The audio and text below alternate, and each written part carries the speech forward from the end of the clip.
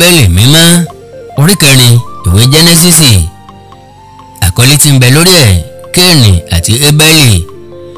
Ádámù sì mọ Éfà aya rẹ̀ ó sì lóyún ó sì bí Kéènì ó sì wí pé mo rí ọkùnrin kan gbà lọ́wọ́ Olúwa. ẹsẹ̀ kejì ó sì bí Ébẹ́lì arákùnrin rẹ̀. Ébẹ́lì a sì máa ṣe olùṣọ́ àgùntàn ṣùgbọ́n Kéènì a máa ṣe àrokò. ẹsẹ̀ kẹta ó sì ṣe ní òpin ọjọ́ wọn nì tí Kéènì mú ọrẹ nínú èso ilẹ̀ wá fún Olúwa wá. ẹsẹ̀ kẹrin àti Ébẹ́lì òun pẹ̀lú mú nínú àkọ́bí ẹran ọ̀sìn àní nínú àwọn tí ó sanra. Olúwa sì fi ojú rere wo Ébẹ́lì àti ọrẹ rẹ̀. ẹsẹ̀ karùn-ún ṣùgbọ́n Kéènì àti ọrẹ rẹ̀ ni kò náání. Kéènì sì bínú gidigidi ojú rẹ̀ sì rẹ̀wẹ̀sì. ẹsẹ̀ kẹfà Olúwa sì bi Kéènì pé èéṣe tí inú fi ń bí ọ èé sì ti ṣe tí ojú rẹ̀ fi rẹ̀wẹ̀sì. ẹsẹ̀ keje bí ìwọ bá ṣe rere ara kì yóò yá ọ bí ìwọ kò bá sì ṣe rere ẹ̀ṣẹ̀ bá ní ẹnu ọ̀nà lọ́dọ̀ rẹ̀ ni ìfẹ́ rẹ̀ yóò máa fà sí ìwọ sì máa ṣe alákòóso rẹ̀.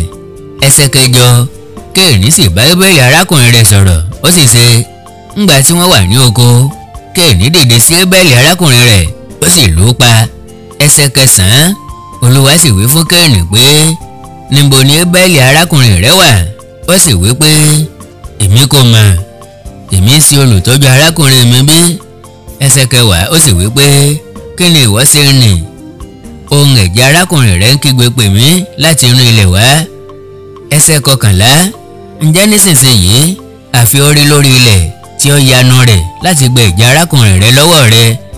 ẹsẹ̀ kejìlá ńgbà tí ìwọ bá ro ilẹ̀ láti ìsinsìnyí lọ kì yóò fi agbára rẹ̀ so èso fún ọ mọ́ ìsáǹsá àti alárìnkanre ni ìwọ máa jẹ́ ní ayé. ẹsẹ̀ kẹtàlá Kéènì sì wí fún Olúwa pé ìyà ẹ̀ṣẹ̀ mi pọ̀ ju èyí tí èmi lè rò lọ.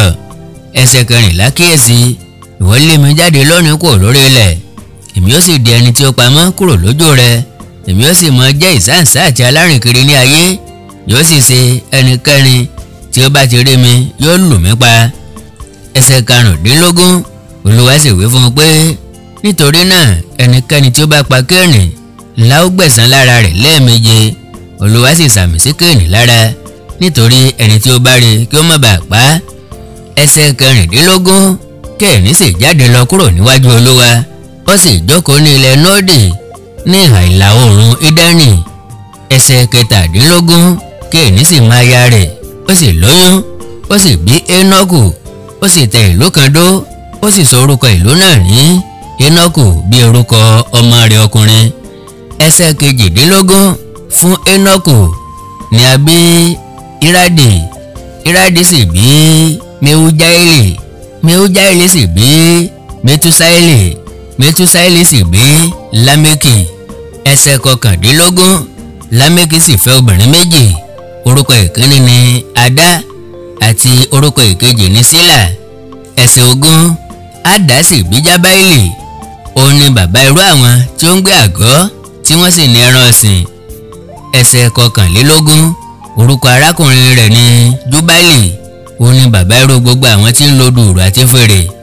ẹsẹ̀ kejìlélógún àti Sílà òun pẹ̀lú Túbálíkénì olùkọ́ni gbogbo ọlọ́nà idẹ àti irin arábìnrin Túbálíkénì ni Náàmà.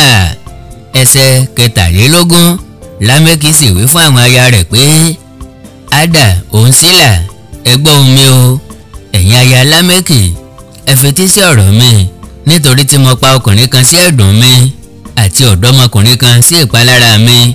ẹsẹ̀ kẹrìnlélógún bí a ó gbẹ̀san Kéènì lẹ́ẹ̀méje ǹjẹ́ ti Lámékì ní ìgbà àádọ́rin méje. ẹsẹ̀ karùndínlọ́gbọ̀n Ádámù sì tún máa aya rẹ̀ ó sì bí ọmọkùnrin kan ó sì pe orúkọ rẹ̀ ní Sétì ó sì wí pé nítorí Ọlọ́run yan irú ọmọ mìíràn fún mi ní ipò Ébẹ́lì tí Kéènì pa. ẹsẹ̀ kẹrìndínlọ́gbọ̀n tí ó gbẹ̀yìn ìwé Jẹ́nẹ́sísì orí kẹrin àti Sétì òun pẹ̀lú ni a bí ọmọkùnrin kan fún ó sì pe orúkọ rẹ̀ ní Ínọ́sì.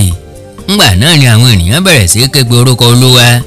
báyìí náà la parí ẹsẹ̀ kẹrìndínlọ́gbọ̀n tó gbẹ̀yìn orí 4 ìwé Jẹ́nẹ́sísì kí Ọlọ́run kí ó bùkún kíkà rẹ̀. Bẹ́ẹ̀ bá ní nǹkan pàtàkì láti bá mi sọ ẹ jẹ́ á sọ̀rọ̀ lórí WhatsApp nìkan +234 904 851 9362 +234 904 851 9362. ẹ má gbàgbé láti subscribe sí channel yìí Bíbélì Mímọ́ kó lè bá rọrùn fún wa láti gbọ́ kó sì rọrùn fún wa láti kà. òun náà ni a fi ń gbìyànjú ẹ̀. àlàáfíà ni fún gbogbo ènìyàn. àlàáfíà Ọlọ́run kò ní fi wá sílẹ̀. àmín àmín àmín lórúkọ Jésù.